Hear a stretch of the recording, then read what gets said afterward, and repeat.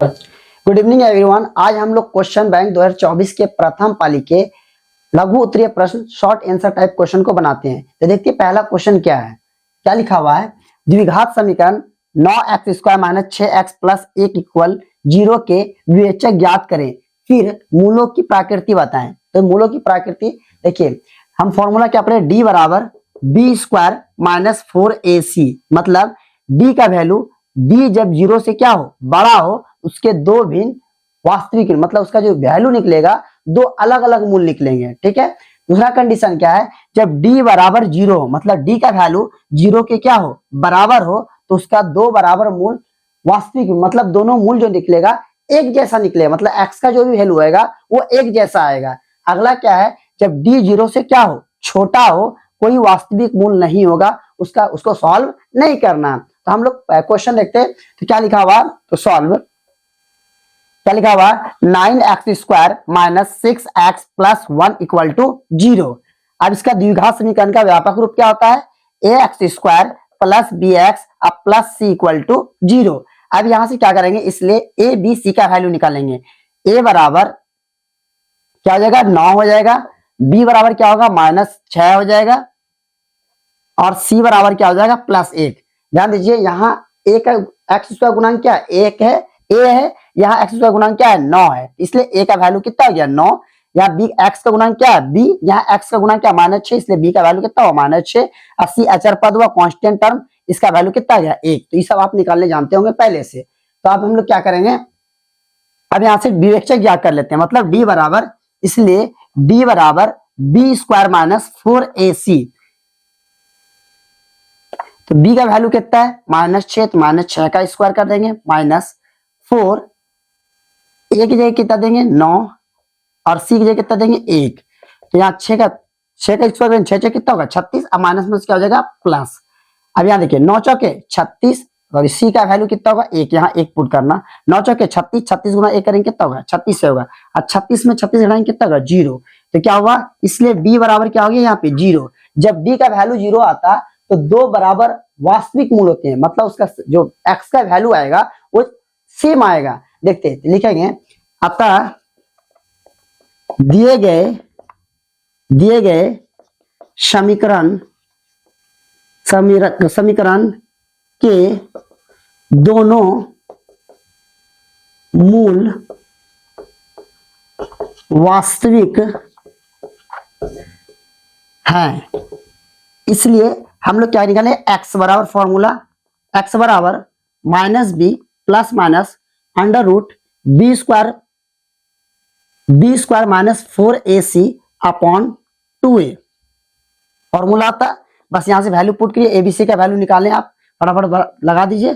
-b का value कितना है, तो -6, फॉर्मूला में माइनस है, अब b का वैल्यू भी -6, तो ब्रैकेट में -6 डाल दीजिए, प्लस माइनस, अब b² - 4ac, इसके जगह हम d लिख सकते हैं। अब बाय कितना हो जाएगा, बाय 2, a का वैल्यू कितना है, 9, तो यहां रख दिए 9। अब हम क्या करते हैं, यहां पे लिखते हैं, नहीं तो यहां पर ऊपर में ही लिखे, यहीं पर लिख लेते हैं, इसको मिटा देते हैं थोड़ा। तो यहां क्या हो जाएगा, तो x = -1 कितना होगा, +6, अब प्लस माइनस, और d का वैल्यू हम क्या निकालें, 0, तो अंडर रूट के अंदर क्या डाल देंगे, 0 अपॉन 2, 9 दूनी कितना हो जाएगा, 18। तो x बराबर क्या हो जाएगा, प्लस माइनस 0 का वर्गमूल क्या हो जाएगा, 0 हो जाएगा, बटा 18। इसलिए हम बोल सकते हैं, तो x में 18, 6 में 0 जोड़िए या घटाइए, क्या होगा, 6 ही होगा। तो हम बोल सकते हैं कि x बराबर क्या होगा, पहला x 6 + 0 बटा 18, और दूसरा कंडीशन क्या होगा, x बराबर 6 - 0 बटा 18।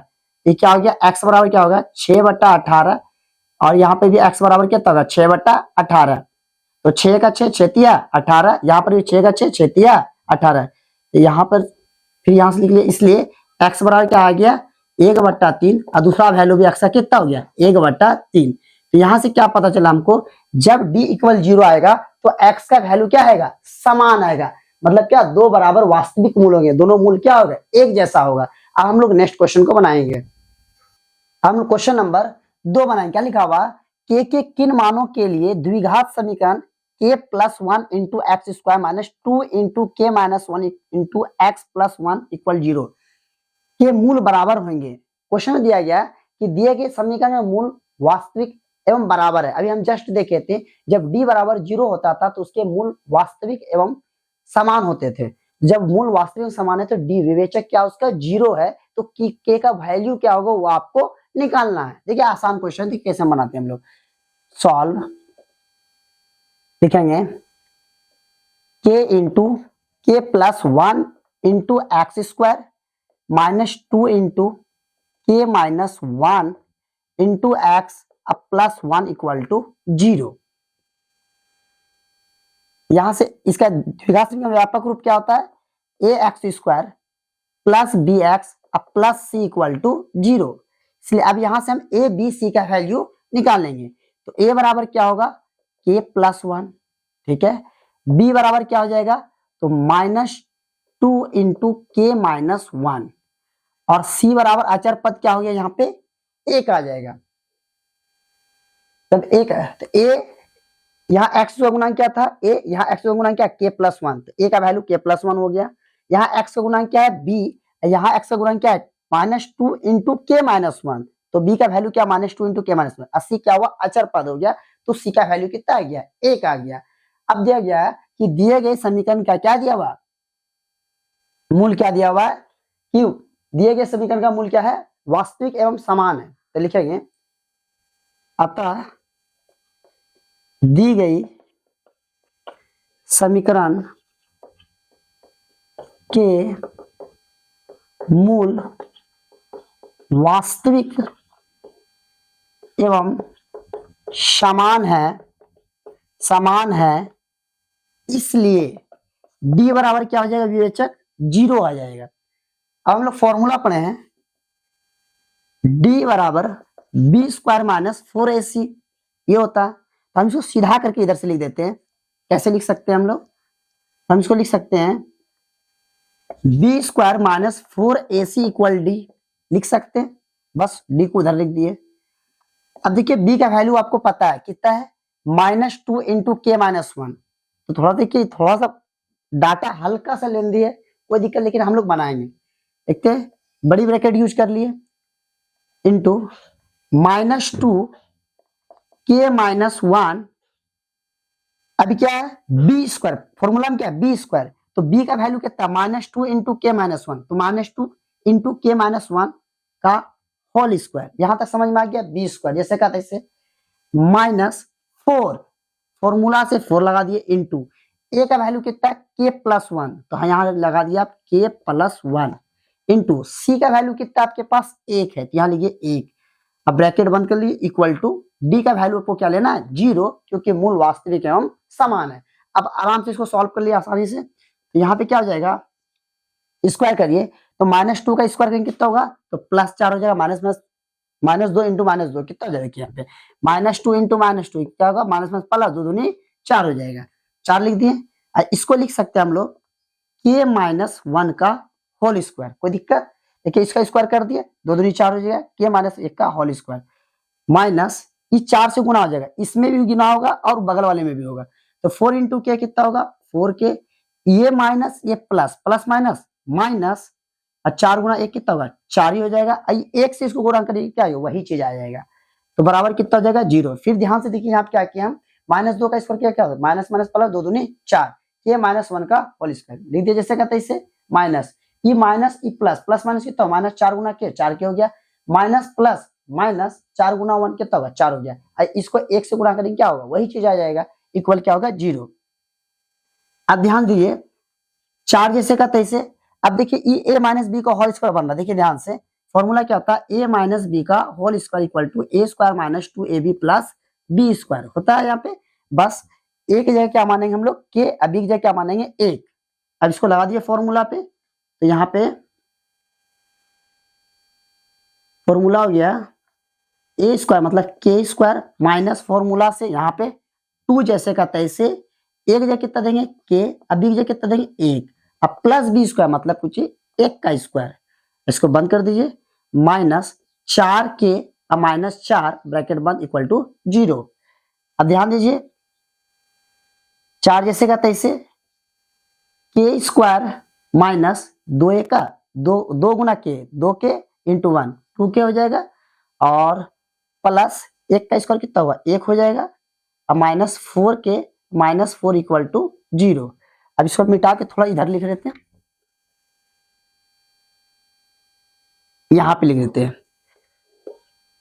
अब ध्यान दीजिए, अभी क्या करेंगे 4 से गुणा कर देंगे, टोटल में गुणा हो जाएगा।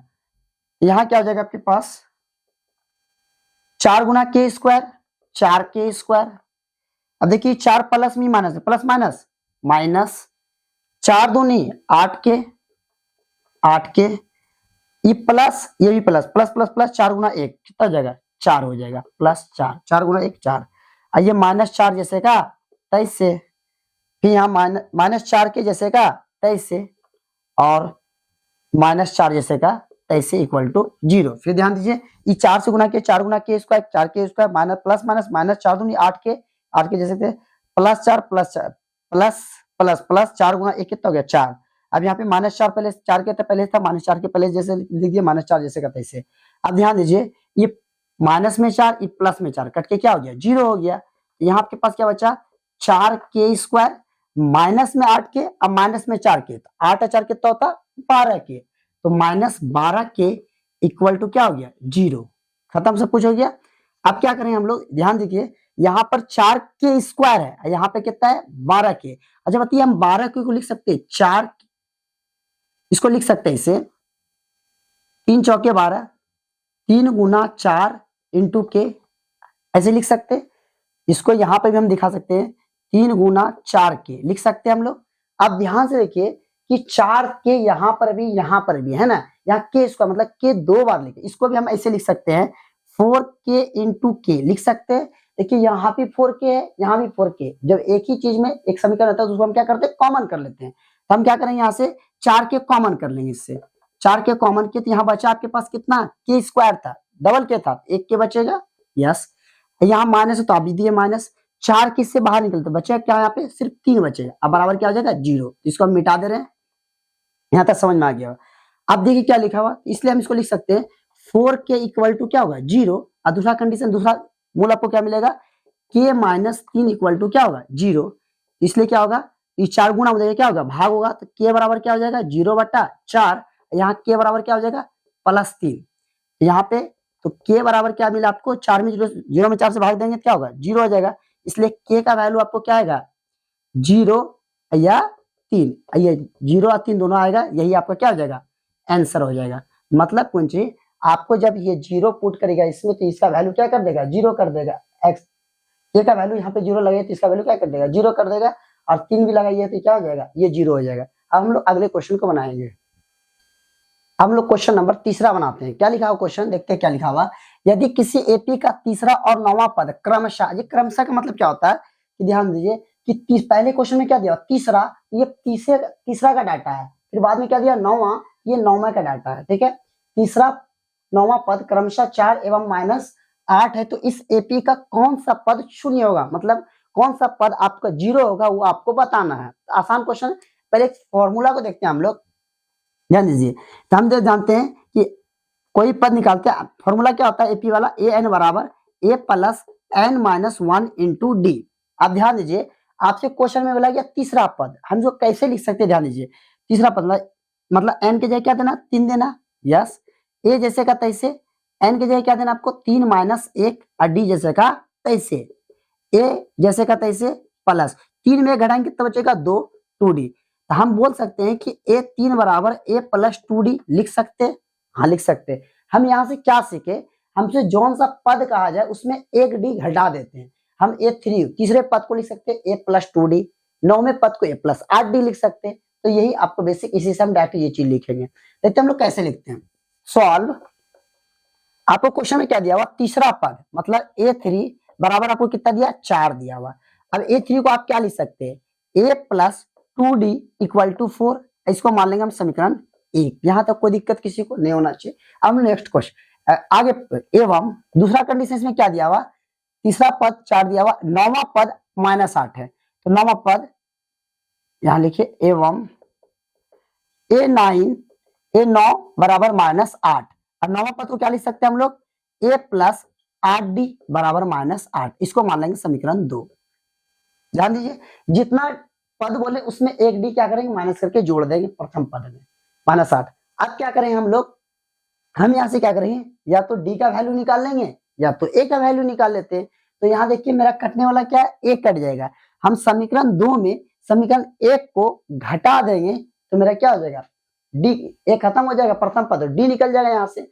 और आपको डी कटाना है तो क्या करिएगा, यहाँ 8 है, हम लोग चैप्टर 3 में पढ़े हैं, है ना, उसमें क्या करेंगे, इसको 8 बना, ये 8 है, यहाँ के 2 है तो इसको भी 8 बनाना, तो इसमें 1 से गुणा कर देंगे, इसमें क्या करेंगे 4 से गुणा कर देंगे और इसके बराबर डी हो जाएगा। तो तलोचा किस लिए करना, तो हम करना क्या है, बस समीकरण 2 में समीकरण 2 घटा समीकरण 1 से, समीकरण 2 क्या है लिख लिया फटाफट, a plus 8d equal to -8।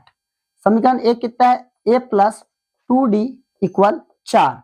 घटाते तो घटाने में क्या होगा, चिन्ह परिवर्तन होता है, तो -a हो जाएगा, यहाँ पे -2 होगा, ये प्लस है तो ये क्या बन जाएगा माइनस, ये भी प्लस है तो क्या माइनस। अब देखिए प्लस में a माइनस में ये कट के क्या हो जाएगा 0 हो जाएगा। अब 8d में 2d घटाएंगे कितना बचेगा 6d। अब बराबर देखिए ये -8 पहले से, ये भी -4, -8 और -4 कितना होता है -12 हो जाएगा। तो यहाँ पे 6 गुना हो जाएगा क्या हो गया भाग में, तो d बराबर कितना होगा -12/6। 6 के बड़ा 12 के बार में आता है 2 बार में, तो d का वैल्यू कितना आ गया -2। यहाँ तक कोई दिक्कत नहीं होना चाहिए। अब क्या करेंगे हम लोग, d का वैल्यू या तो समीकरण 1 में रख दिए या समीकरण 2 में रख दिए, किसी में रख देंगे और वहां से हमको क्या निकल जाएगा, a का वैल्यू मतलब प्रथम पद आपको प्राप्त हो जाएगा। फिर हम लोग मतलब 0 नंबर कौन सा पद होगा वो हम लोग निकाल लेंगे फटाफट। देखिए ध्यान से, इसलिए लिखेंगे, इसलिए समीकरण 1 से, समीकरण 1 क्या आपके पास लिख दीजिए, यहाँ पे क्या है, a जैसे का तैसे 2d, 2 डी का वैल्यू कितना रखेंगे हम लोग -2, यहाँ -2 लिख दिए। अब बराबर कितना हो गया 4। अब यहाँ ध्यान दीजिए, a जैसे का तैसे, ये प्लस और माइनस, प्लस माइनस -2 दूनी 4 बराबर 4। अब हम लोग इधर लिख लेते हैं फटाफट। ये देखिए माइनस में 4 हो जाएगा क्या होगा प्लस हो जाएगा, यहाँ हो जाएगा आपके पास a बराबर 4, ये माइनस में क्या हो गया +4। तो a का वैल्यू कितना आ गया, तो 4 दूनी कितना, 4 4 कितना हो जाएगा, 4 में 4 जोड़ेंगे कितना होगा 8 हो जाएगा। हमको प्रथम पद 8 पता चला गया, सार्वंत्र मतलब d का वैल्यू -2 पता चला। अब हमको पूछा गया कि इसमें कौन सा पद 0 होगा वो आपको बताना है, कि कौन सा पद आपको 0 होगा वो आपको बताना है। ध्यान दीजिए, देखेंगे, माना दी गई सूची का nवां पद 0 है। हमको ये पता है कि कौन सा पद 0 है, नहीं पता है तो हम मान लेते हैं कि ये भी जो सूची आपको दिया गया है उसका nवां पद क्या है 0 है। जो भी समीकरण दिया गया है, जो भी आपको दिया गया उसका क्या है, उसका nवां पद क्या है 0। जब nवां पद 0 होगा तो इसलिए हम निकाल सकते हैं an बराबर a plus n-1 into D. an nवां पद क्या है, टोटल क्या हो जाएगा 0 हो जाएगा, ठीक है।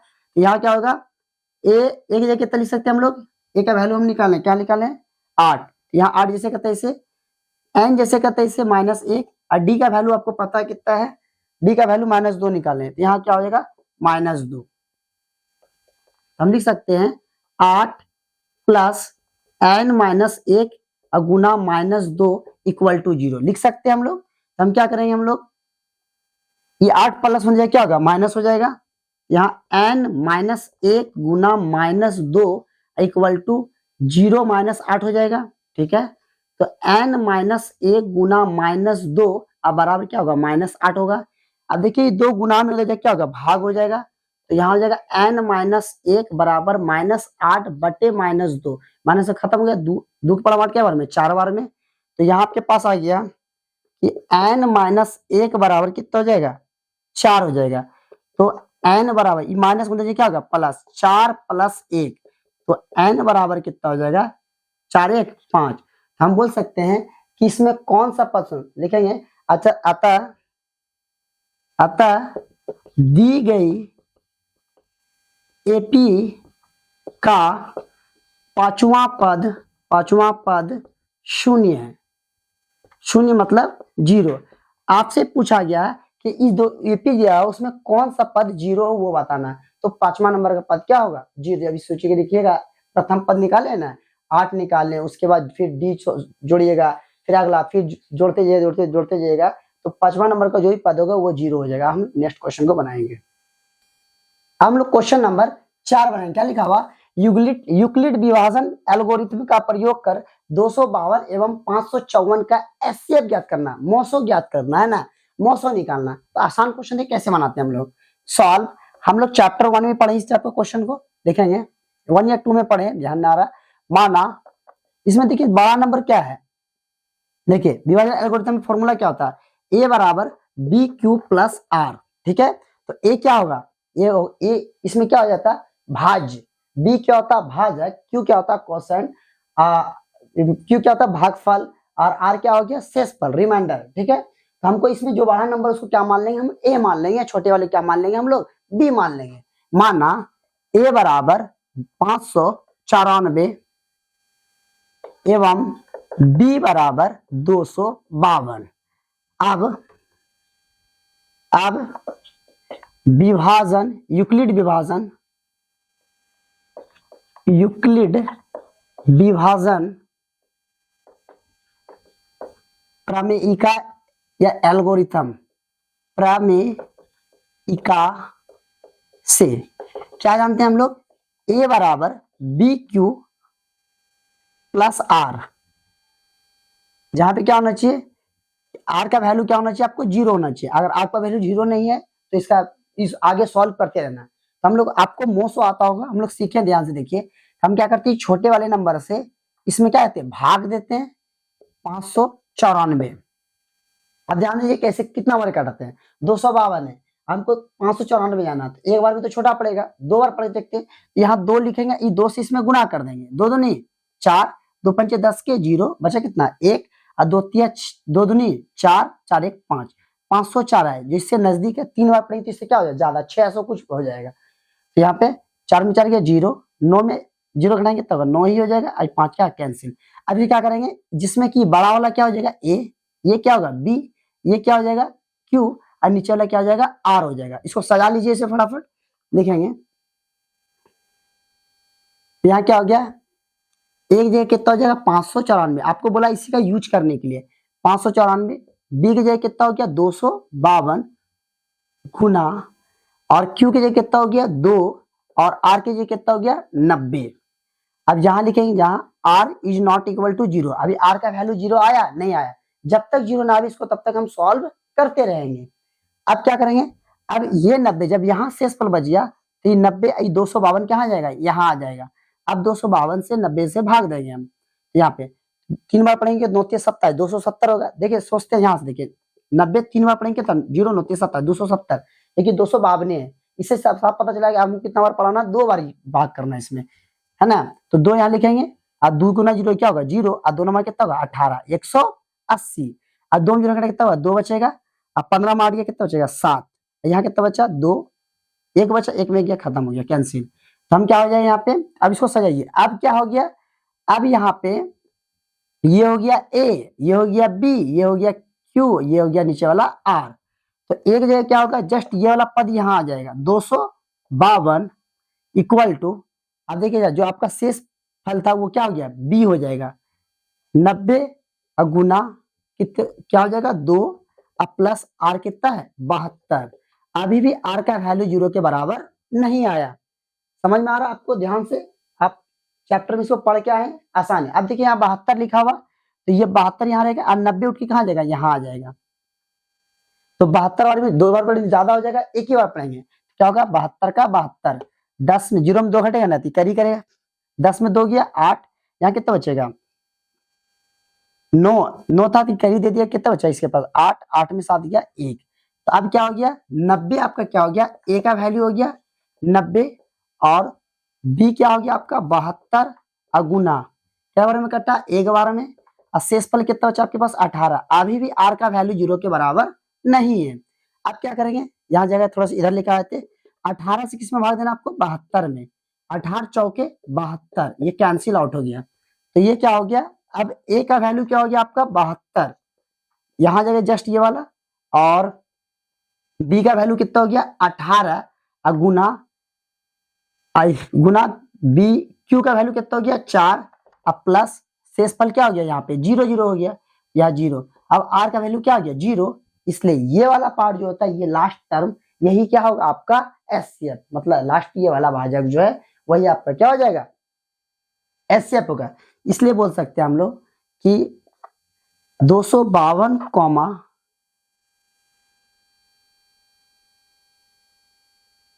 एचसीएफ 252 कॉमा 594 इक्वल कितना हो जाएगा 18, यही आपका क्या हो जाएगा आंसर होगा। हम लोग नेक्स्ट क्वेश्चन को बनाएंगे। हम लोग क्वेश्चन नंबर 5 में क्या लिखा हुआ, निम्नलिखित आंकड़ों का माध्य ज्ञात करें। आसान क्वेश्चन है, ध्यान देते हैं। माध्य कैसे निकालते हैं, तो आपको दिया क्या, ये वर्ग अंतराल दिया बना हुआ, वर्ग बना हुआ, डाटा क्वेश्चन दिया हुआ, चर, चर को क्या बोलेंगे हम लोग एक्स आई, क्या बोलेंगे एक्स आई, और बारंबारता क्या बोलते हैं हम लोग एफ आई, और तीसरा कॉलम क्या बन जाएगा sigma f i into x i. कितना दिया हुआ ये 4, ये कितना है देखिए यहाँ पे चर कितना है 4 है, बारंबारता कितना है बारंबारता भी 4 है, सामने सामने लिखिए। चर कितना है 6 है, एक्स आई कितना है 6, तो एफ आई कितना है 8 है, एक्स आई कितना है 8 है, तो एफ आई कितना है 14 है, सीधा सीधा लिखिए। और एफ आई एक्स आई कितना है 8 है, सॉरी 10 है, तो बारंबारता कितना है 11 है, ये कितना है 12 है, तो बारंबारता कितना है 3 है। यहाँ तो कोई दिक्कत नहीं, कुछ नहीं किए, चर को हम एक्स आई लिखते और बारंबारता को एफ आई लिखते, ये पूरा लिख दिए 4 6 8 10 12, 4 8 14 11 13, ठीक है। सिग्मा एफ आई एक्स आई ये दोनों क्या करेंगे गुणा कर देंगे, 4 चौके 16, 8 छके 48, 14 8 72 से 112, और 10 11 धन 110, और 12 तिया 36। अब इसको जोड़ देंगे टोटल को, इसको जोड़ देंगे, यहाँ जोड़ेंगे तो क्या हो जाएगा, ये सिग्मा एफ आई आएगा, जोड़िए इसको 8 4 12, 12 4 16, 16 1 17 17 20 के 0, बचा कितना 2, 2 1 3 3 1 4, तो ये हो गया आपका 40। इसको जोड़िए 8 6 14, 14 2 16, 16 6 22, बचा कितना 2, 2 1 3 4 3 7, 7 1 8, 8 1 9, 9 3 12, 12 के 2, बचे कितना 1 1 1 2 2 1 3, 2 1 3 3 1 4, 422। फिर एक बार जोड़ लिए 8 से 14, 14 2 14 16, 16 6 16 6 22, बचा 2 4 2 1 3 4 3 7 7 1 8 8 1 9 9 3 12 के 2, बचा 1 1, बचा 1 1 2 2 1 3, 322 होगा। कितना 322, ये क्या है आपका, क्या आया sigma f i into x I, directly यहाँ लिख दिए, कितना आया था आपका 322, 3 आया था, 8 10 6 16 8 8 6 8 6 14 16 16 22, बचा 1 1 2 2 1 3 4 3 7 7 1 8 8 1 9 9 3 12 के 2, बचा 1 2 3 2 5 1 1 2 2 1 3, ठीक है सिग्मा पे। तो इसलिए माध्य बराबर क्या हो जाएगा आपका, माध्य बराबर sigma f i into x i बटे सिग्मा एफ आई, ठीक है। Sigma f i x i आपको पता है 322, और ये कितना है 40, इसको कटाइए 2 से कट जाएगा, ठीक है 2 1 का 2, यहाँ कितना बचा 1 1 पर 2 12, 2 छके 12, और 2 1 का 2, यहाँ कितना 2 दूनी 4 0। अब 20 से क्या करेंगे, यहाँ आपके पास बचा 161 बटा 20, अब 20 से इसको साइड में आके भाग दीजिए फटाक से 161 में, 20 8 सट्टा से 160, यहाँ बचा 1, ये खत्म ये खत्म, पॉइंट देंगे यहाँ कितना है 0, ये क्या है अभी भी छोटा है, तो क्या देंगे 0 देके फिर यहाँ 0 देंगे, अब 20 पंचे 100, तो आप ये कैंसिल आउट हो गया, तो इसका आंसर कितना है आपके पास 8.05, यही आपका क्या होगा आंसर होगा। तो माध्य करेंगे। अब हम लोग नेक्स्ट क्वेश्चन को बनाएंगे। हम लोग क्वेश्चन नंबर 6 बनाएंगे। क्या लिखा हुआ, एक वृत्त की त्रिज्या 6 सेंटीमीटर है, वृत्त के उस जीवा की लंबाई निकालें जो वृत्त के केंद्र से 4 सेंटीमीटर की दूरी पर है। आसान क्वेश्चन, ध्यान से देखिए कैसे क्वेश्चन है। देखा एक वृत्त है, ठीक है, एक वृत्त है, अब वृत्त की एक जीवा, जीवा क्या होता है जो वृत्त के केंद्र से नीचे होता है, जो सेंटर से होकर लाइन जाती है वो क्या कहलाता है वृत्त का व्यास कहलाता है। तो वृत्त की जीवा पूछा मतलब केंद्र से नीचे, मतलब 4 सेंटीमीटर नीचे बोला गया केंद्र से, 4 सेंटीमीटर मान लेते ये जीवा है, ये वृत्त का केंद्र है, इससे ये 4 सेंटीमीटर नीचे है। ओके, ठीक है, 4 सेंटीमीटर नीचे है। अब आपसे क्या पूछा गया है, जिसमें वृत्त की त्रिज्या 6 सेंटीमीटर दिया हुआ, ये रेडियस जो है इसका वृत्त का त्रिज्या 6 सेंटीमीटर है। ओके, 6 सेंटीमीटर है, तो बोला उस जीवा की लंबाई ज्ञात कीजिए। मतलब ये पूरा लंबाई इसका निकालना है। इसको मान लेते हैं इसका जीवा ए और बी, ये हो गया वृत्त का केंद्र ओ, इसको मान लेते हैं एम मान लेते हैं, ये 90 डिग्री एंगल बनाएगा। यहाँ देखिए एक समकोण त्रिभुज बना, हम क्या करेंगे, वृत्त के केंद्र से मिडिल टर्म से, वृत्त के केंद्र से आ रहा है, तो ये क्या है, इसको समद्विभाजित करेगा इस लाइन को। तो यहाँ देखिए समझिए, तो ये जितना आएगा उतना ये भी होगा, ठीक है, सेंटर से आ रहा है। तो इसका हम क्या करेंगे, यहाँ से ये 4 सेंटीमीटर ये लंब हो गया, ये कर्ण हो गया, ये आधार निकाल लेंगे। जो भी आधार आएगा उसको 2 से गुणा करेंगे, इसको दो टाइम्स क्या कर लेंगे, जोड़ देंगे, तो वो आ जाएगा, उसको हम वही आपका क्या वृत्त का जीवा की लंबाई हो जाएगा। ठीक है, तो सॉल्व कर लेते हैं इसको। सॉल्व लिखेंगे, वृत्त की त्रिज्या क्या हो गया, ओ ए बराबर 6 सेंटीमीटर, ये आपको दिया है 6 सेंटीमीटर।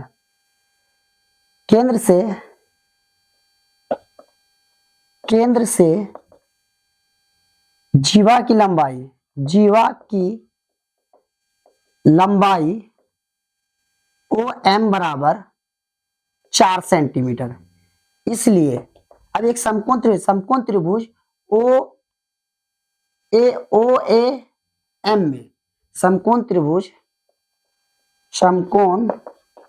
त्रिभुज या ए ओ एम लिख सकते हैं, ए ओ एम में ध्यान दीजिए क्या लिखाएंगे, पाइथागोरस प्रमेय से, पाइथागोरस प्रमेय से क्या सीखे हम लोग, कर्ण का स्क्वायर बराबर लंब का स्क्वायर जोड़ आधार का स्क्वायर। तो कर्ण मतलब AC का स्क्वायर बराबर लंब हो गया ओ एम का स्क्वायर और जोड़ आधार AM का स्क्वायर। ठीक है, AC का वैल्यू आपको पता है 6 सेंटीमीटर, तो 6 का स्क्वायर, OM कितना है आपके पास 4 सेंटीमीटर, तो 4 का स्क्वायर, और AM आपको पता नहीं है, AM का स्क्वायर। अब क्या करें, इसको हम पहले ही इसको बाद में लिख सकते हैं हम लोग, तो लिख सकते हैं हम लोग AM का स्क्वायर प्लस 4 का स्क्वायर इक्वल टू 6 का स्क्वायर लिख देते हैं। यहाँ कितना हो गया, AM का स्क्वायर इक्वल प्लस 4 चौके 16 और 6 36, यहाँ होगा AM का स्क्वायर इक्वल 36 और माइनस प्लस हो जाएगा, क्या होगा माइनस हो जाएगा 16, तो यहाँ हो जाएगा AM का स्क्वायर बराबर 36 में 16 घटाएं तो कितना बचेगा, 20 बचेगा, और यहाँ हो जाएगा 6 में 0 3 में 20 हो जाएगा। तो AM बराबर आपके क्या पास कितना हो जाएगा, √20 सेंटीमीटर। अब ध्यान दीजिए इधर, हम इसको अब 20 का वर्गमूल करिए तो क्या हो जाएगा, 20 का वर्गमूल करिएगा तो 2 ढंग 20, 2 पंचे 10 और 5 का 5। अब ध्यान दीजिए जब 20 का वर्गमूल कीजिएगा आप तो AM बराबर क्या हो जाएगा, √2 गुना 2 गुना 5 हो जाएगा। तो AM बराबर आपके पास आ जाएगा 2 बाहर निकल जाएगा तो यहाँ का √5 हो जाएगा। अब आपसे पूछा कुछ ही, आपसे ये क्या निकला, ये वाला पार्ट निकला, जीवा का आधा पार्ट निकला।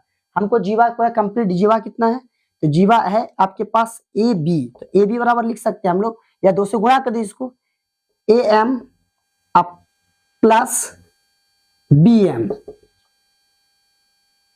यहां लिख सकते हैं हम लोग AB बराबर AM का वैल्यू कितना, 2√5 प्लस BM का वैल्यू कितना जाएगा, 2√5 लिखेंगे, चूंकि AM बराबर है BM के, यह लिख सकते हैं कि AM AB को OM क्या करती है, समद्विभाजित करती है, ऐसे भी लिख सकते हैं, कैसे लिखते दोनों सही है। ठीक है, यहाँ कितना हो जाएगा, AB बराबर कितना आपके पास आएगा, 2√5 और 2√5 कितना हो जाएगा, 4√5 हो जाएगा, यहाँ हो जाएगा 4√5 सेंटीमीटर। यहाँ पर छोटा सा, लेकिन आपको यहाँ पे अगर √5 का वैल्यू दिया गया तो 4 से उसको गुणा कर देंगे, तो √5 का वैल्यू हम लोग ले लेते हैं यहाँ पर, और नहीं तो यही आपका क्या हो जाएगा, आंसर हो जाएगा।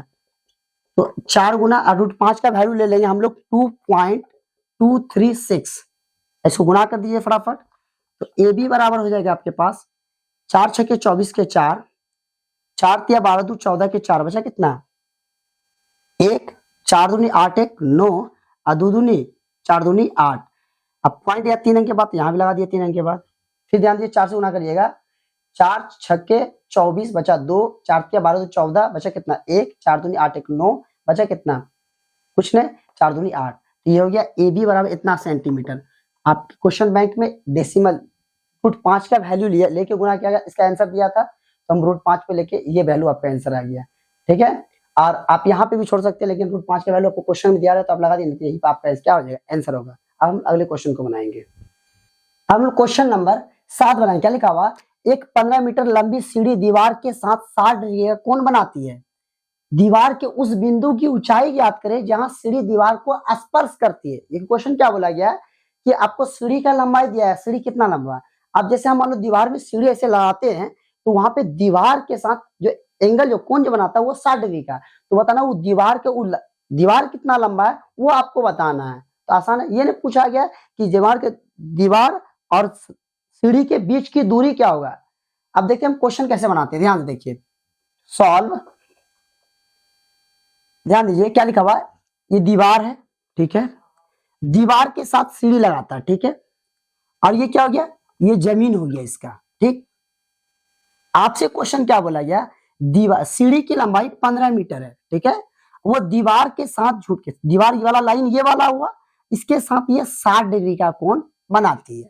क्लियर, तो आपसे पूछा गया है, ये क्वेश्चन है, एक 15 मीटर लंबी सीढ़ी है दे दिए, दीवार के साथ 60 डिग्री कोण बनाती है, दीवार ये है इसके साथ 60 डिग्री कोण बनाती है। दीवार के उस बिंदु की ऊंचाई ज्ञात करिए जहां सीढ़ी दीवार को स्पर्श करती है। इस बिंदु की ऊंचाई, इसके हाइट को ज्ञात करिए जहां सीढ़ी इसको क्या करता है, छूता है, मतलब टच करता है।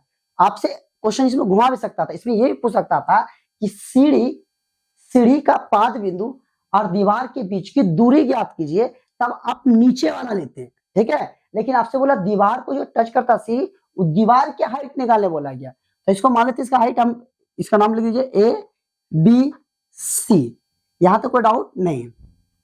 सॉल्व तो लिख दिए, लिखेंगे दीवार की लंबाई, नाम क्या है, ए बी बराबर, माना लिख देते हैं, नहीं तो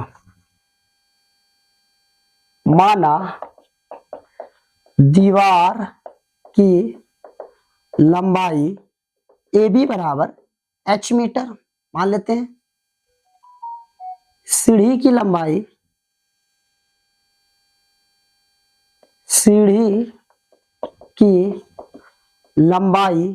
क्या है, AC बराबर 15 मीटर, ये आपको दिया गया है, और एंगल आपको कितना डिग्री बना हुआ, 60 डिग्री। अगर मान लीजिए एंगल यहां बना, ये 60 डिग्री यहां बन जाता तो क्या होता, तो ये एंगल के सामने वाला ये लंब होता, मतलब ये परपेंडिकुलर P होता, ये क्या हो जाता आधार, जिसको हम बोलते हैं हम लोग बेस, ठीक है, ये B हो जाता। क्लियर, ये H फिक्स होता है। लेकिन अब इस कंडीशन में आपके पास क्या है, एंगल ऊपर में बन रहा है, यहां बन रहा, तो इसके सामने वाला ये लंब हो गया, क्या हो गया, ये लंब हो गया, ये आधार हो गया, ये कर्ण हो गया।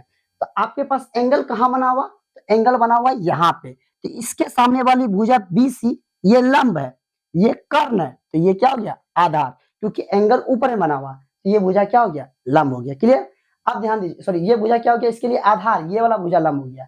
तो आधार और कर्ण किस में आता है, तो कॉस में आता है, किस में आता है, कॉस में। तो हम डायरेक्ट लगा सकते हैं, समकोण त्रिभुज ए BAC में लगा सकते हैं, एंगल बीच में बना लेते BAC, लिख सकते हैं हम लोग cos थीटा बराबर क्या होता है, आधार बटा कर्ण, दूसरे शब्द में बोल सकते हैं हम लोग B/H होता है। जैसे आपको लिखने में समझ सकते हैं हम, आप या इंग्लिश वाला लिखिए या हिंदी वाला, कोई भी लिख सकते हैं। cos कितना डिग्री लेना आपके पास, cos 60 डिग्री, cos 60 डिग्री बराबर B कितना है, यहाँ पे आधार इसमें क्या है, आधार बटा कर्ण, आधार इसमें कौन है, AB, और कर्ण इसमें कौन है, AC, लिख दिए।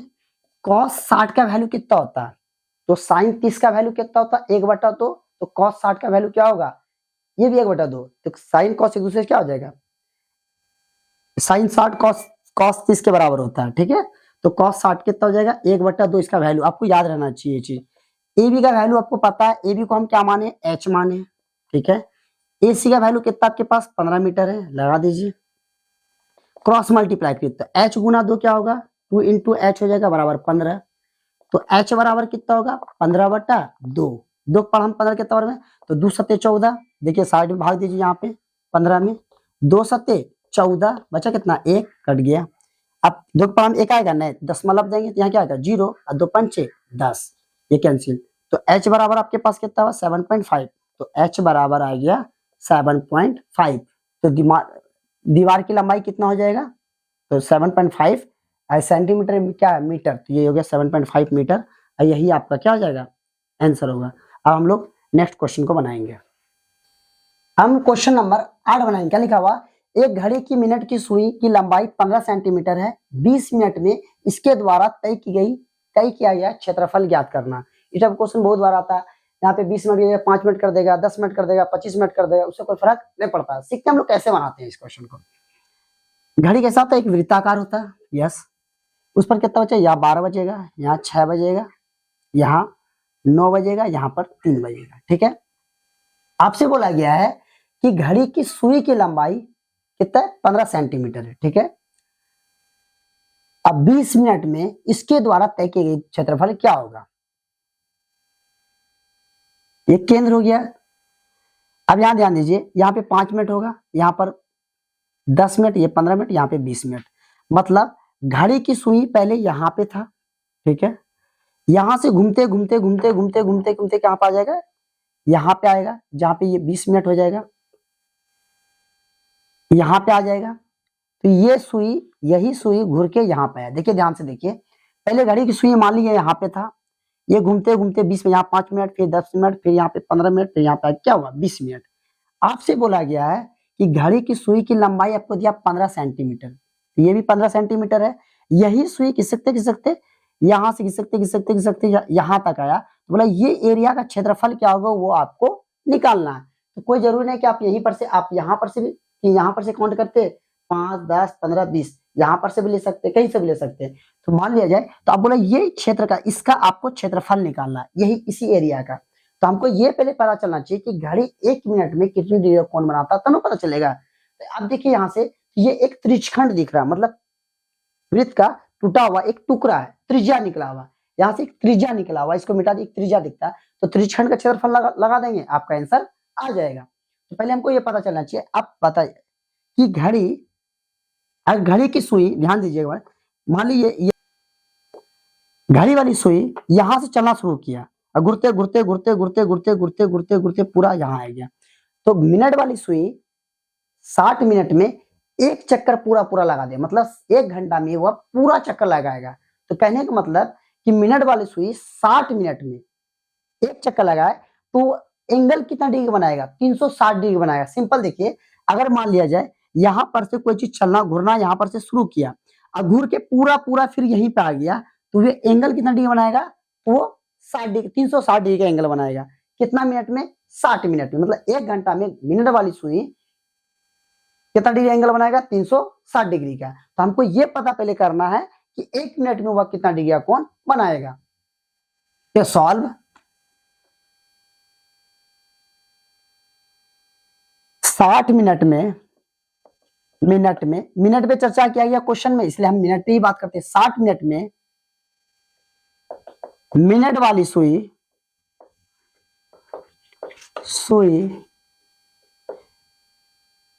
कौन बनाती है, कौन बना है 60 मिनट वाली सुई द्वारा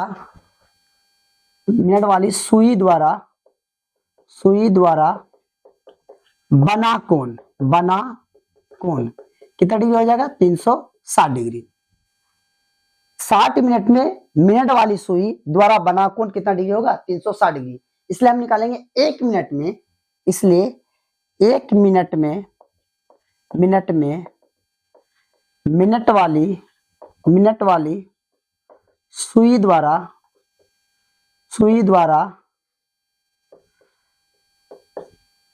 द्वारा बना कोण क्या आ जाएगा 360 जैसे का 23 से आज जो यहाँ पे था वो क्या होगा भाग हो जाएगा, आज जिसको निकालना वो क्या हो जाएगा उससे गुना हो जाएगा। ठीक है, 0 0 कैंसिल 6 6 36, तो मतलब वह 1 मिनट में 6 डिग्री का कोण बनाएगा। हमको कई मिनट के बारे में बात किया गया 20 मिनट में, इसलिए 20 मिनट में मिनट वाली सुई द्वारा बना कोण बराबर कितना हो जाएगा 1 मिनट में 6 डिग्री, तो 20 मिनट कितना होगा 20 से गुना कर देंगे, तो 20 6 के 20 से मतलब 20 मिनट में 120 डिग्री का कोण बनाएगा। अब क्या हमको लिखाना है कि वो ये जो छायांकित भाग ये भाग हुआ इसका वह कितना क्या बोला गया, तो उसके द्वारा तय किया गया क्षेत्रफल ज्ञात कीजिए, है ना। इसलिए त्रिज्यखंड का क्षेत्र 20 मिनट में, इसलिए 20 मिनट में तय किया गया क्षेत्र का क्षेत्रफल बराबर क्या हो जाएगा त्रिज्यखंड का क्षेत्रफल बराबर क्या हो जाएगा त्रिज्यखंड का क्षेत्रफल। क्या होता फॉर्मूला थीटा बटा 360 गुना पाई आर स्क्वायर। अब आपको आर पता दिया हुआ यहाँ पे लिखिए, ये आर क्या हुआ मिनट वाली सुई की लंबाई कितना है, सुई की लंबाई कितना है, कितना हो गया आर यहाँ पे हो गया 15 सेंटीमीटर, यहाँ पे लिखना हम भूल गए 15 सेंटीमीटर मिनट की, जो भी ये रेडियस क्या हो केंद्र से ही ना इसका त्रिज्या होता है, ये लंबाई सुई कितना 15 सेंटीमीटर, ये इसका क्या हो गया त्रिज्या हो गया। और थीटा कितना आपके पास 120 डिग्री 360 डिग्री जैसे का तैसे, पाई का वैल्यू कितना 22/7 हो जाएगा, आर कितना हुआ आपके पास 15 गुने 15, कटाइए इसको, तो 0 से 0 खत्म 12 36, 3 से कट 3 5 15, अब तो कटने वाला कुछ है नहीं, ऊपर क्या बचा आपके पास 22 को 5 से गुना कर दे 22 5 110 हो जाएगा, गुना 15 अब बटे कितना हो जाएगा 7, गुना करिए 15 को 0 पढ़ेंगे क्या होगा 0 हो जाएगा, 15 का 5 बचा कितना 1 15 1 16, 1650/7, इसको साइड में आइए इससे भाग दे दीजिए, 1650 में 7 दूनी 14 बचा कितना यहाँ 2 खत्म, 5 उतरेगा 7 21 बचा कितना यहाँ पे बचा आपके पास 4, ये खत्म यहाँ 0 उतरेगा 7 5 35 बचा कितना यहाँ पे 10 में 5 गया 5 खत्म, पॉइंट देंगे तो यहाँ क्या आएगा 0 7 7 49, यहाँ बचा कितना 1 फिर 10 पॉइंट देते 1 0 आ जाएगा 7 का 7, 10 मतलब के बाद 2 अंक की सॉल्व करेंगे आगे नहीं जाएंगे, तो यहाँ कितना आ जाएगा आपके पास 235.71 क्षेत्रफल है, तो यहाँ हो जाएगा सेंटीमीटर स्क्वायर, यही आपका क्या होगा आंसर होगा। हम लोग नेक्स्ट क्वेश्चन बनाएंगे, ये आपका रफ है। हम क्वेश्चन नंबर 9 बनाएंगे, क्या लिखा हुआ 2 पासों को एक साथ फेंका जाता है, पासों के ऊपर आने वाले अंकों का योग 9 से बड़ी संख्या होने की प्रायिकता क्या होगी। इस टाइप का क्वेश्चन हम लोग 2 पासों फेंकते थे, हम लोग एक्सरसाइज में भी पढ़ेंगे 15.1 में, उसके उदाहरण में भी दिया हुआ एक्सरसाइज में वो क्वेश्चन आता है, ठीक है। तो वही दिया हुआ यहाँ पे खाली कंडीशन दे दिया है कि 2 अंकों का योगफल क्या होना चाहिए 9 से अधिक होना चाहिए, उसकी प्रायिकता निकालना आसान देखते हैं। पहले हम लोग कंडीशन निकाल लेते हैं, तो 2 पासा होगा, हम लोग इससे पहले कल ऑब्जेक्टिव में भी चर्चा किए थे इससे पहले क्वेश्चन में, तो देखिए 2 पासा है, एक पासा उड़ा है, तो एक पासा में क्या आ सकता है या तो 1 आएगा 2 आएगा 3 आ सकता है 4 आ सकता है 5 आएगा 6 आएगा। दूसरा पासा इधर ले लेते हैं, है ना, एक ब्लैक कलर का वहां सिलेटी कलर का पासा था, इसमें 1 2 3 4 5 6 आ सकता है, ठीक है। अब ध्यान दीजिए पहला इसमें क्या आ सकता है, तो 1,1 आ सकता है, इसमें 1,2 1,3 1,4 1,5 1,6 आ सकता है, जैसे 1,1 1,2 1,3 आ सकता है। पहला पासा में 1 दूसरा पासा में 1, पहला में 1 दूसरा में 2, पहला में 1 दूसरा में 3, पहला में 1 दूसरा में 4, पहला में 1 दूसरा में 5, इस टाइप का आ सकता है। इसमें पहला में 2, इसमें 2 1 2 2 फिर 2 3 2 4 2 5 और 2 6,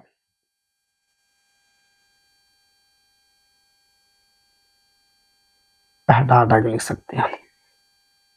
फिर 3 1, 3 2, 3 3, 3 4, 3 5, 3 6, फिर 4 1, 4 2, 4 3, 4 4, 4 5, 4 6, 5 1, 5 2, 5 3, 5 4, 5 5, 5 6, 6 1, 6 2, 6 3, 6 4, 6 5, 6 6।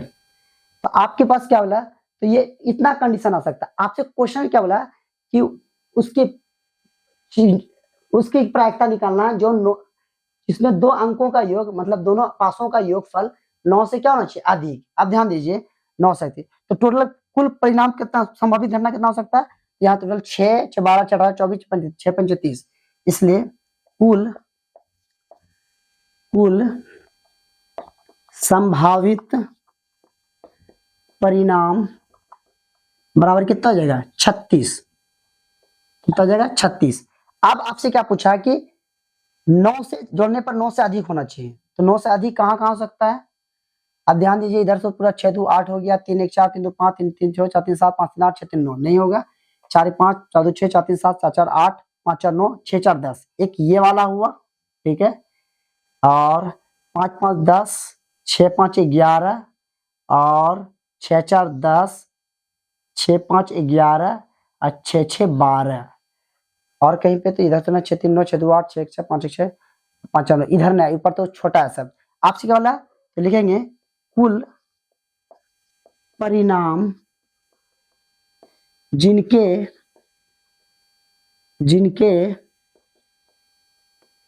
अंकों का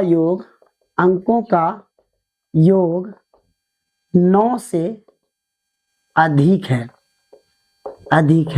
इक्वल कितना हो गया, अधिक क्या हुआ है, तो 1 2 3 4 5 6, क्या हुआ है, 6 गो। इसलिए प्रायिकता निकालना है, आपको प्रायिकता होने की प्रायिकता लिखेंगे, प्रायिकता निकालना आपको कि अंकों का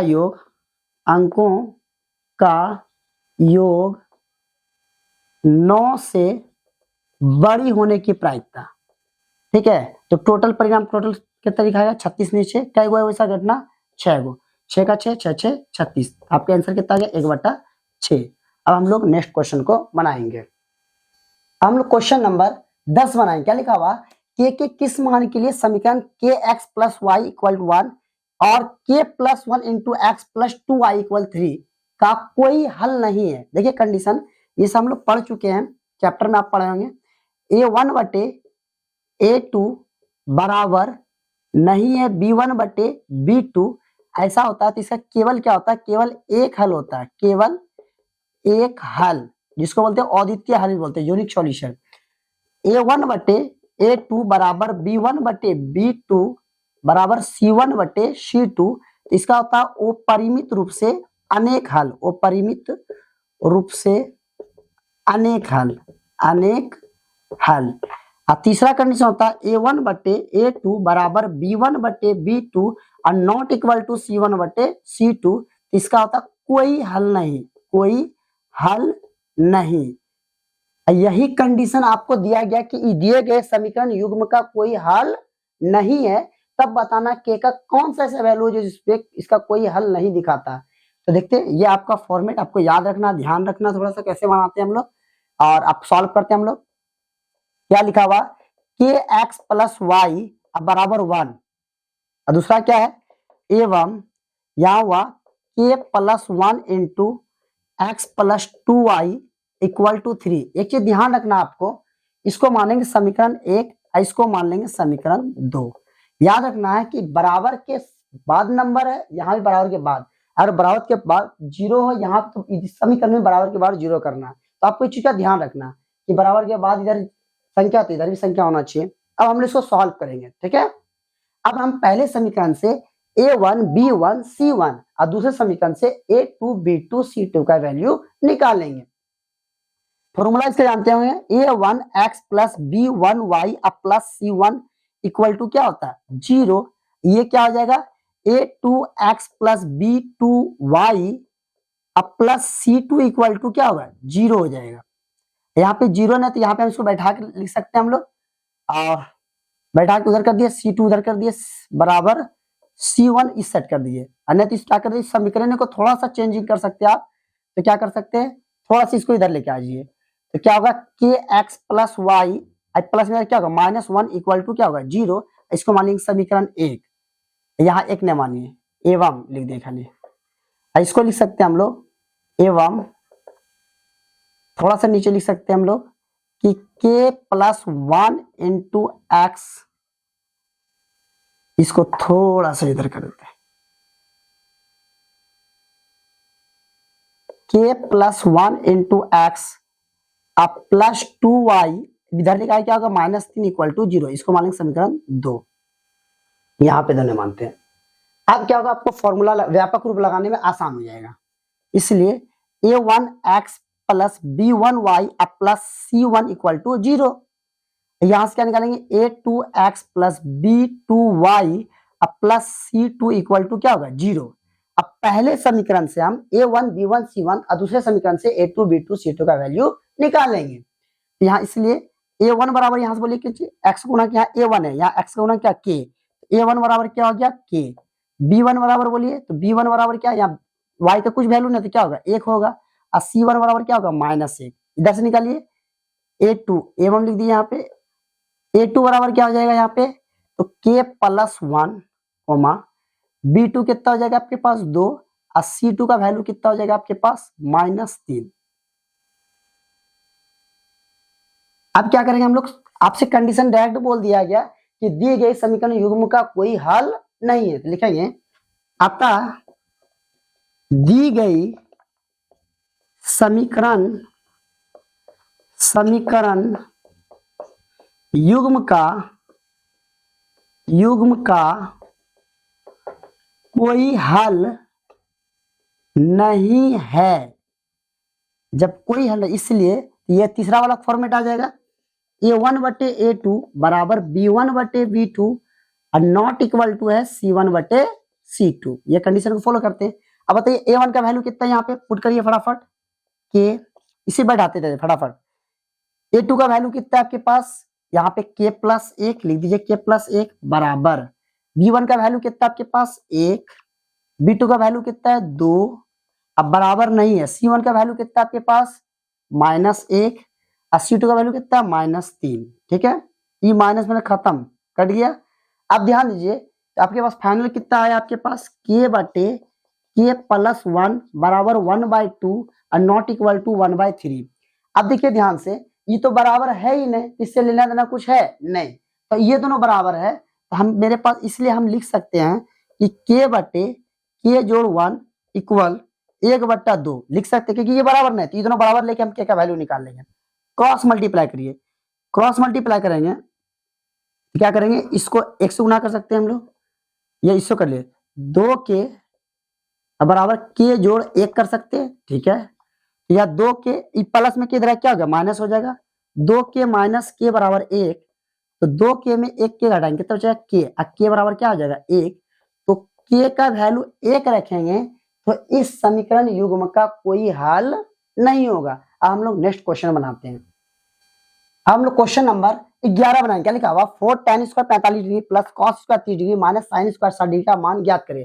देखिए ऐसे क्वेश्चन को आपको ये वैल्यू याद करना पड़ेगा, जो 8.2 में आपको चार्ट दिया हुआ उसको थोड़ा सा याद कर लिए तो आपके लिए आसान होगा। तो इस क्वेश्चन को बनाएंगे, नहीं तो क्वेश्चन आपसे नहीं बनेगा। आसान क्वेश्चन देखिए 2 सेकंड में बना लेते हैं क्वेश्चन को, सॉल्व लिखेंगे, लेकिन डाटा याद रहेगा तब। 4 जैसे का तैसे tan 45 का वैल्यू कितना होता है 1, तो 1 का स्क्वायर हो जाएगा, प्लस cos 30 का वैल्यू कितना होता है, तो cos 30 का वैल्यू होता है √3/2। इस पे स्क्वायर है तो आप भी इस पे क्या दीजिए स्क्वायर है। ठीक है, अब sin 60 का वैल्यू क्या होता है, तो cos 30 sin 60 का वैल्यू आपस में क्या होता है बराबर होता है, क्या होता है ये भी हो जाएगा √3/2, √3/2 का स्क्वायर। अब देखिए सर वैल्यू निकालना, देखिए ये दोनों चीज सेम सेम है, ये माइनस में प्लस में, तो ये कट के यहीं पे क्या हो गया जीरो, आगे सॉल्व नहीं करना है, इसको क्या जरूरी है, चार एक का स्क्वायर कितना होगा एक, और चार गुना एक कितना होगा चार, यही आपका क्या होगा आंसर होगा। हम लोग नेक्स्ट क्वेश्चन को बनाएंगे। हम क्वेश्चन नंबर 12 बनाएंगे, क्या लिखा समीकरण x plus one by X equal to 3, X is not equal to 0 के मूलों को ज्ञात करना, इसका वैल्यू निकालना, मूल ज्ञात करना। सॉल्व आसान क्वेश्चन है, क्वेश्चन देखिए घबराना नहीं है आपको। क्या है x plus one by X equal क्या है 3, ठीक है। यदि इसके लिए कुछ नहीं था हम एक डाल सकते हैं, ठीक है। तो देखिए एक और x का एलसीएम कितना होता है x ही होता है, एक के पर हम x क्या बार में x बार में आएगा, तो इसके ऊपर है क्या x, तो x को x से फिर गुना कर देंगे, क्या हो जाएगा x का स्क्वायर, जोड़ है तो जोड़ देंगे, घटा है तो घटा देंगे। x के पर हम x क्या बार में आएगा, तो सेम कोई भी चीज सेम रहता है उसको भाग देंगे तो उसको एक आएगा, एक इसके ऊपर है क्या एक गुना एक क्या होगा एक होगा, बराबर क्या हो जाएगा 3। अब इसके नीचे कुछ ना क्या एक है, क्रॉस मल्टीप्लाई करिए, ध्यान दीजिए एक गुना एक्स स्क्वायर क्या होगा एक्स स्क्वायर प्लस एक, वही जाएगा। अब 3 गुना एक्स क्या होगा 3x। अब इसको सजा के थोड़ा सा लिख दीजिए, प्लस में क्या होगा माइनस एक्स स्क्वायर, प्लस में इधर पहले इसको लिखा दीजिए -3x और जोड़ एक बराबर क्या होगा 0। अब ये बन गया द्विघात समीकरण। द्विघात समीकरण का व्यापक रूप आप जानते हैं क्या होता है, ax square plus bx plus c equal to क्या होता है 0। अब हम यहाँ से क्या करेंगे a b c का वैल्यू निकाल देंगे, इसलिए a बराबर यहाँ पे x गुना कुछ नहीं क्या है एक है, b का वैल्यू कितना होगा -3 और c का वैल्यू कितना होगा 1। अब यहाँ से क्या लिखेंगे विवेचक निकाल लेंगे, d बराबर b स्क्वायर माइनस 4ac और वहां से फॉर्मूला लगा के आपका आंसर आ जाएगा। तो d इसलिए d बराबर b स्क्वायर माइनस 4ac निकालिए फटाफट। तो b का वैल्यू कितना आपके पास -3, लगा दिए -3 का स्क्वायर माइनस 4 गुना a का वैल्यू कितना आपके पास 1, 80 का वैल्यू कितना 1। अब देखिए 3 तिया 9 माइनस में क्या होगा प्लस 4 गुना 1 4, 4 गुना 1 4 तो 4 ही होगा। अब 9 में 4 घटाएंगे कितना बचेगा आपके पास 5 बचेगा। तो हमको d का वैल्यू मिल गया। अब हमको इसका मूल निकालना है, तो मूल कितना द्विघात है तो दो मूल निकलेगा सिंपल। तो x बराबर फॉर्मूला क्या होता है -b plus minus under root B square minus 4ac by 2a होता है। चलिए ठीक है, x बराबर -b। अच्छा b का वैल्यू पता है आपको कहाँ है, b का वैल्यू कितना -3 है। देखिए माइनस फॉर्मूला में डाटा भी है माइनस में, -3 लगा दिए प्लस माइनस। अब देखिए बी स्क्वायर माइनस 4ac को हम d बोल सकते हैं, देखिए d बराबर B square minus 4ac formula होता है, यहाँ d लिख दिया डायरेक्ट। तो d यहाँ पे 2, a का वैल्यू कितना आपके पास है a का वैल्यू 1 है, या 1 लगा दीजिए। x बराबर क्या हो गया माइनस माइनस प्लस 3 हो गया प्लस माइनस, और d का वैल्यू आप कितना निकालें 5, यहाँ लिख दिया √5 हो जाएगा। बटे 2 गुना 1 कितना होता है 2 होता है। तो x बराबर दो वैल्यू आएगा, एक वैल्यू √5 प्लस में, एक बार √5 माइनस में, इसलिए हम बोल सकते हैं x बराबर 3 प्लस √5 बटे 2, और दूसरा बोल सकते हैं x बराबर 3 माइनस √5 बटे 2। इसलिए फाइनल क्या आ गया x का वैल्यू आपके पास क्या आ गया 3 प्लस √5 बटा 2 कोमा 3 माइनस √5 बटे 2, यही आपका क्या होगा आंसर होगा। आप लोग नेक्स्ट क्वेश्चन बनाएंगे।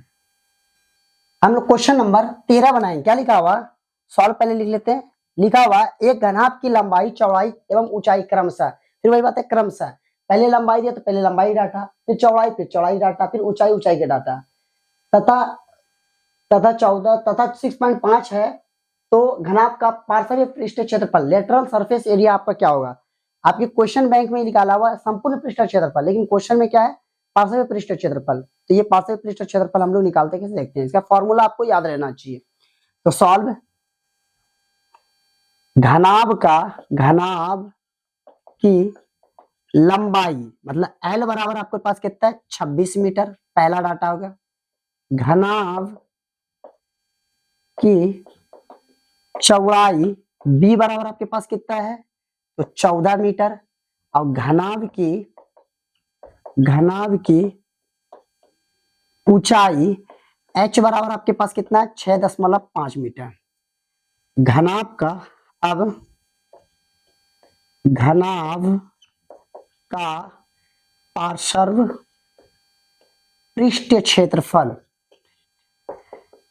फॉर्मूला क्या होगा 2 × L + B × H, ये फॉर्मूला होता है 2 × L + B × एच लगा दी इस पे फॉर्मूला पे, आपका आंसर आ जाएगा।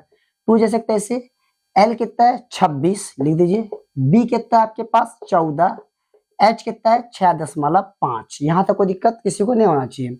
अब ध्यान दीजिए 2 जैसे का तैसे गुना, ये पहले ब्रैकेट का काम होगा, जोड़िए इसको, 6 4 10 के 0, बचा कितना 1, 2 1 3 1 4 और गुना 6.5। ये पॉइंट उड़ाएंगे तो यहाँ कितना बन जाएगा 10 बन जाएगा। ठीक है, ये 0 से ये 0 कट गया, आपके पास बचा कितना, तो बचा 4 दूनी 8 और गुना 65, ये बचा।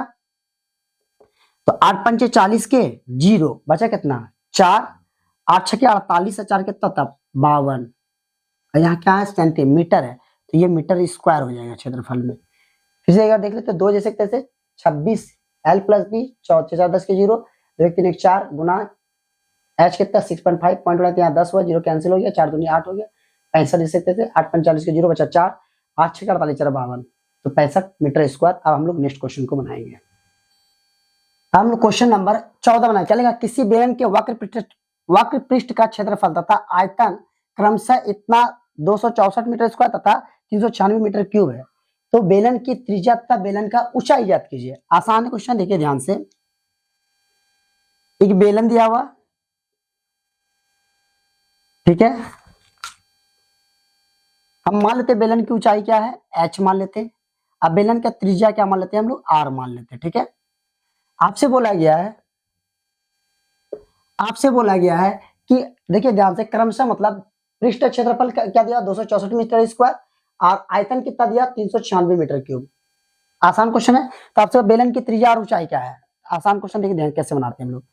माना बेलन की त्रिज्या बराबर r एवं बेलन की ऊंचाई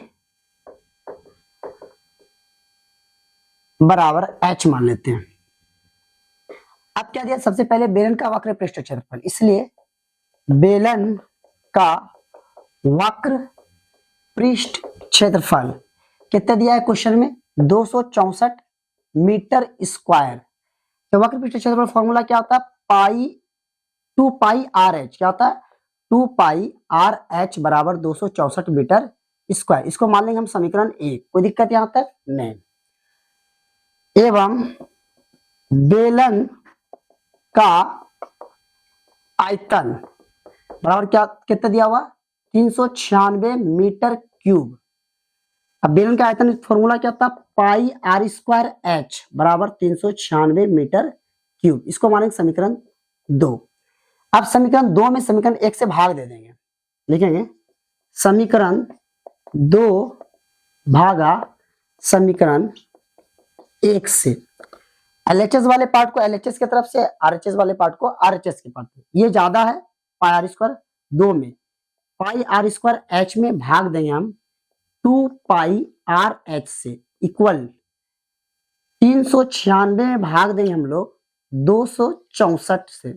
ठीक है, अब ध्यान दीजिए यहां से हम क्या निकाल सकते हैं, या तो h निकालिए या तो r निकालिए। h ये देखिए h से h कैंसिल, पाई से पाई खत्म, यहाँ पे r है एक r से ही खत्म हो गया। तो आपके पास बचा कितना यहाँ पे, यहाँ से भी कटा दीजिए, तो यहाँ से देखिए ये 2 से कटेगा नीचे नीचे, 2 1 2, 2 3 6, 2 2 4, 132 हो गया। अभी भी 4 से कटा दीजिए, देखिए यहाँ से 4 3 12 बचा 1, 4 3 12, यहाँ से कटेगी 4 9 36, बचा कितना 3, 4 9 36, और देखिए 33 3 99, ये भी खत्म हो जाएगा। तो आपके पास फाइनल आया क्या, तो r बराबर कितना आया 3 मीटर। r निकल गया। अब r के वैल्यू को समीकरण 1 में पुट कर दिए या 2 में, किसी में पुट कर दिए, 1 में पुट कर दिए। देखेंगे r बराबर r का मान समीकरण 1 में रखने पर, समीकरण 1 में रखने पर समीकरण 1 क्या है, तो 2 पाई आर एच बराबर 264। ठीक है, 2 जैसे का तैसे, पाई का वैल्यू कितना 22/7, आर कितना लेना 3 इंटू एच बराबर 264। ठीक है, अब ध्यान दीजिए जितना भी चीज इसको इधर से कटा दीजिए, या यहाँ जो गुणाम उधर भाग में जो गुणाम चल जाएगा। एच बराबर देखिए क्या होगा 264 ऐसे का तैसे, ध्यान दीजिए अब देखिए यहाँ पे ये सब ऊपर वाला गुना में तो सब नीचे आ जाएगा, 2 गुना 22 गुना 3, इस 7 भाग में ऊपर चल जाएगा। ठीक है, अब जो कटाइए, देखिए 2 से कटेगा तो 2 से कटेगा, 2 का 2, 2 3 6, अब बचा कितना यहाँ पे, कुछ नहीं, 2 दूनी 4। अब 22 का पढ़ा आप जानते हो, 22 5 22 6 132, 22 के पढ़ा में 6 बार में खत्म, अब 3 के पढ़ा में 6 2 बार में खत्म, तो आपके पास फाइनल कितना हुआ, h बराबर 2 गुना 7, तो h का वैल्यू कितना हो गया, 7 दूनी 14 सेंटीमीटर। तो आपसे पास पूछा क्या था, त्रिज्या, इसलिए बोल सकते हैं r बराबर 3 मीटर, सेंटीमीटर में मीटर है, और h बराबर 14 मीटर, यही आपका क्या होगा, आंसर होगा। अब हम लोग नेक्स्ट क्वेश्चन को बनाएंगे। हम लोग क्वेश्चन नंबर 15 बनाए, क्या लिखा हुआ, किसी शंकु का आधार की त्रिज्या 7√7 सेंटीमीटर है, तो उसकी ऊंचाई 21 सेंटीमीटर, तो शंकु का आयतन क्या होगा। आसान क्वेश्चन है, देखते कैसे बनाते हैं हम लोग। शंकु की त्रिज्या कितना दिया, r बराबर 7√7 सेंटीमीटर। शंकु की ऊंचाई भी आपको दिया गया, शंकु की ऊंचाई h बराबर 21 सेंटीमीटर। आप पिक्चर भी बना सकते हैं,